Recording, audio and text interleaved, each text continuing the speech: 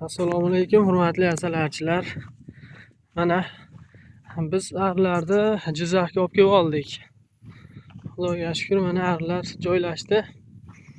Ishlashni boshlashdi arilar.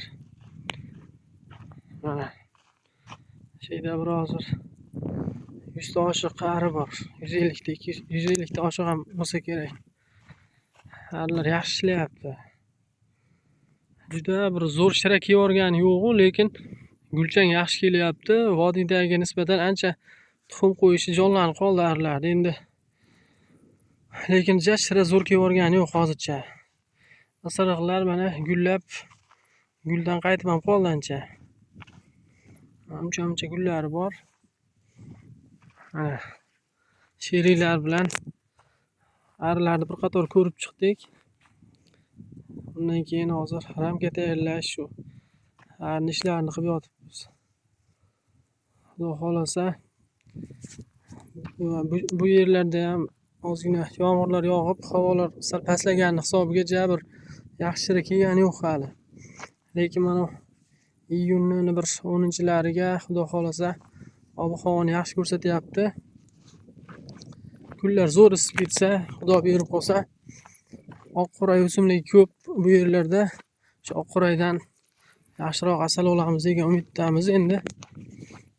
Arilarimiz yaxshi, lekin zingirlarni olib kelganmiz shega. Mana sherigimiz Abdullatif aka. Assalomu alaykum. Asalarichilar, yaxshimisizlar? Arilarga qarab yuribmiz-da. Arilarimiz shu yaxshi. Shu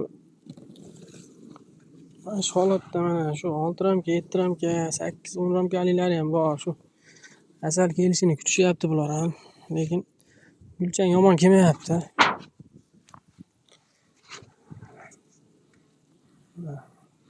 Arilarimiz uchishi ham ancha jonlanib qoldi. Ertalabda unchalik uchishmayotgandi. Kecha ham abiddan keyin zo'r ishlagandi. Shu abiddan keyin ozgina ish ko'proq bo'lar ekan bu yerda. Shunaqa gaplar. Asalarichilar.